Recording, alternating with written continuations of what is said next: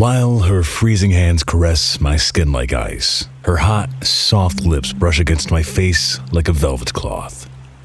I hold her tightly. She opens her arms and lays back, presents herself to me with an innocent smile on her face. I take my time and study her. I don't want to rush anything. "My parents are gone for the day. We're all alone," she sings playfully. I have all the time in the world. I rub her tummy and kiss the notch under her neck. She sighs. Ella holds on to me tightly and locks me into herself with her legs. We stay like that for a long time, kissing and touching each other, enjoying the warmth of our bodies. She pulls her knees up, almost reaching my head. Using her toes, she carefully grips the edge of the towel on my waist, starts to slide it down surgically, exposing me. Ella looks down, then looks up, and flashes me a suggestive smirk. Her legs are gingerly dancing on my upper body. I can feel the muscles on her legs expanding and contracting as they move around. I slide my hand from her back to her bottom. I feel the magnificent curvature of her strained hips and catch the waist of her PJ bottoms with my fingers. I slowly pull them down along with her panties.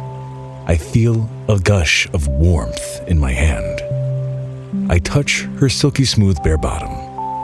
She bites her lips and dives into my lips again. She's kissing me strenuously this time. Hot air licks my face as she exhales from her small, pointy nose. And then I closed my eyes and pressed my entire body against hers. We slowly curled up into each other, getting closer and closer. You would think there is a physical limit to how close you can get to someone. That limit is not really as apart as it may seem. There is a point where you fail to distinguish skin from skin. We hugged each other so tightly, grabbed onto each other for dear life, as if we somehow let go, we would fall to our deaths. We became one. I don't remember at which point we were actually having sex.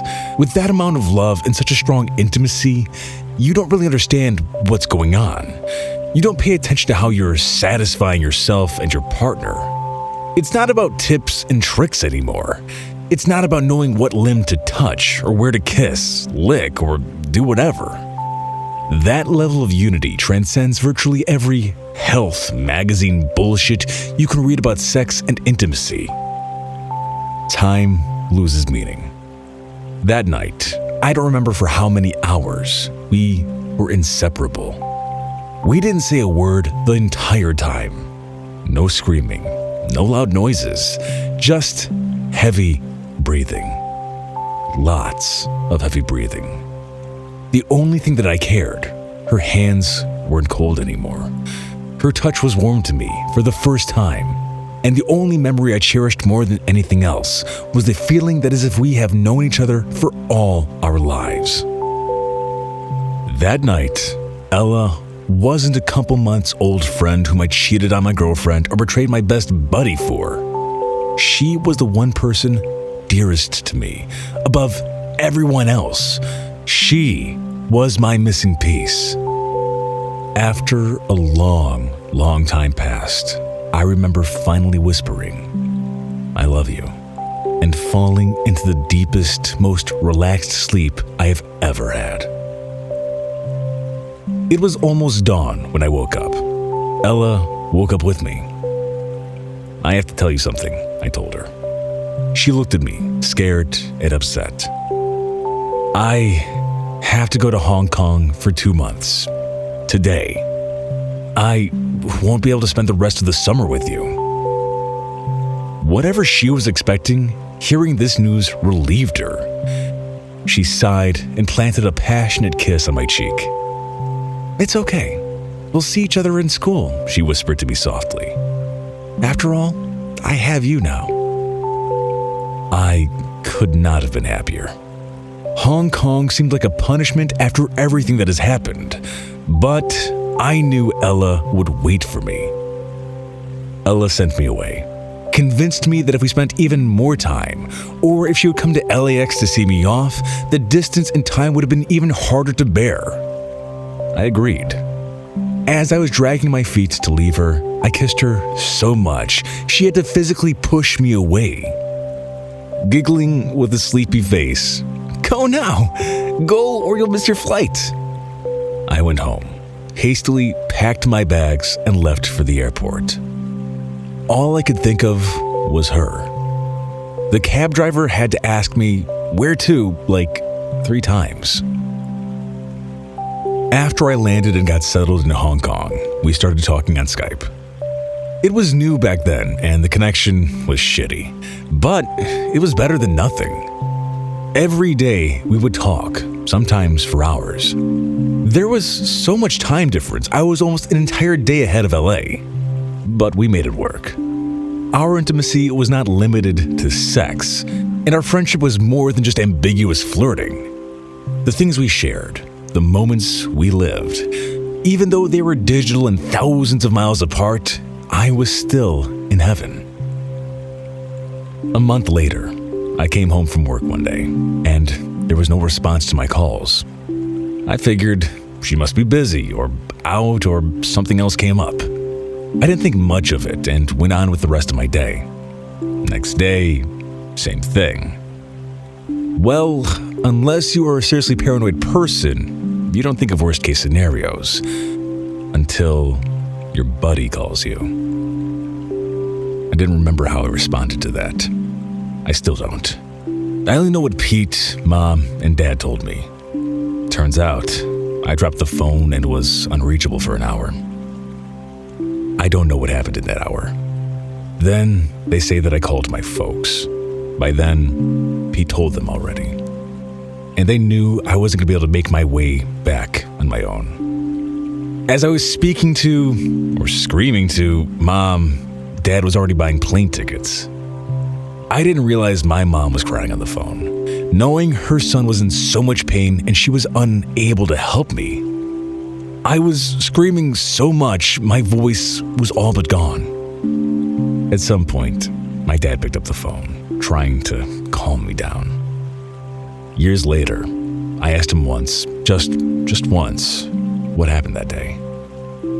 I've never seen a man that white as he told me what happened. How terrified he was over how I was feeling. I asked him because the only thing I could remember was Pete telling me, "She's gone. She's gone." I talked to Pete one more time before Dad arrived. That I do remember. You go numb after so much pain and start behaving like a robot. He knew I wasn't going to be at the ceremony with them. We talked about things no one wants to know, but you just have to know. Like, what happens to a car traveling at 60 miles an hour when it gets rear-ended by another car, starts spinning, and stops when it wraps around a telephone pole? There was nothing anyone would want to look at.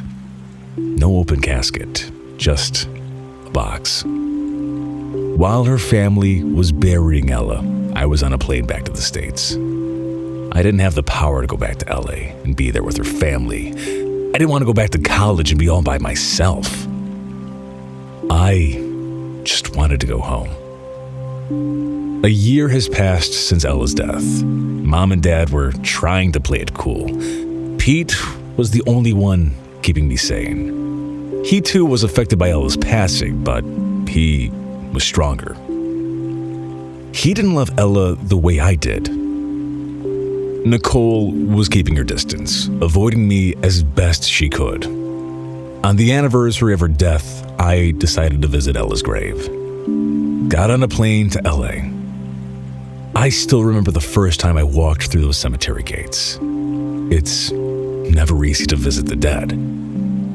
I found her and stayed there for an hour, just crying, not knowing what to say. I'm not a religious person, and I don't believe in the afterlife. I had this feeling inside me that no matter what I said, she wasn't there to see or hear. After a while, a boy walked up to me, her brother. Young Jake, too, came to visit her sister. We hugged. "You should come and visit my folks, Anon. They'll be happy to see you." I accepted his kind invitation. When we arrived at their home, the air was thick, filled with sorrow. Her mother smiled when she saw me, held me in her arms as if I was her own blood. "Oh, am I happy to see you," she cried. They were relieved they didn't have to be alone that day. Ella's father was already half drunk, but he was joyful when he started talking about Ella. Jake was sitting between his mom and dad. They wouldn't let go of his hands that entire time, drawing power from knowing that they are not alone, and that Jake is still here. After talking about Ella, reminiscing what little time I was able to spend with her, her mom showed me into Ella's room. The room was left untouched. Nothing was changed since I've been there more than a year ago. Even her neatly folded clothes were still on her chair, her video archive, her anime posters on the walls. Her mom opened a drawer and took out a CD case and a letter and handed them to me. "I believe these are for you, Anon." She put them into my violently shaking hands. She kissed me on my forehead and left the room. I sat on the bed in which we had the chance to spend a single night together. A single night. I looked at the CD case and immediately burst into the tears I was holding back before. Crying my eyes out, I started reading her letter. The letter she couldn't send to Hong Kong. The letter read, "I hope you're doing well in Hong Kong. I miss you, and I'm carefully assuming that you miss me too. But, surprise, I got something for you. Unfortunately, this is the only copy I could find. It's a pirated version I got from a Bulgarian guy on eBay. It works just fine. If you get bored and your longing becomes unbearable, imagine yourself in the Caribbeans, and I'll help you save Elaine from the curse. Love from LA, your Murray. Ella." After I read the letter, I was in the fetal position on her bed, crying. The love and the loss were too much. Someone slowly sat next to me, and I felt a familiar hand on my face. I put my head on her lap, while Nicole caressed my hair and calmed me down. "I'm here," she whispered, and hugged me as she too quietly cried. Next semester, Nicole and I got closer. She stopped avoiding me, and we became friends again. She understood what I've been through, and although I've broken her heart, she knew I didn't mean to. She knew how much I loved Ella. She knew the love I felt for Ella didn't mean I didn't value her. 2 years later, we started dating again, moved to Chicago together. Another 2 years after that, we got married, and I slowly forgot about Ella. While organizing old stuff at our house, I came across Ella's letter and the Monkey Island 3 CD case. When I started feeling bad, she convinced me to write the story down so I could get it off my chest. "I don't want to read it," she said with a sad face. "It'll be too much for me, but you have to write it down." Her love and care were heavenly. "You need this, Anon." I accepted. Last night, after I finished writing my story, Nicole convinced me to frame Ella's letter. I looked at her. I was almost about to cry. She gently held my face in her hands. "It's good to remember, Anon," and she planted a tender kiss on my lips. "She was a good person. You loved her, and she loved you." I don't even know what to say. I framed the letter and put it on my nightstand. We got under the blankets on a cold winter night. We cuddled. She embraced me and placed her head on my chest and softly whispered into my ear, "You're mine, Anon, and I'm yours. And as I've said before," she was almost asleep, with an amorous smile on her face, until such a time comes we both decide otherwise. Nothing will change that. And I fell asleep next to the woman I loved, embracing the woman that loves me. And this is the end of my story.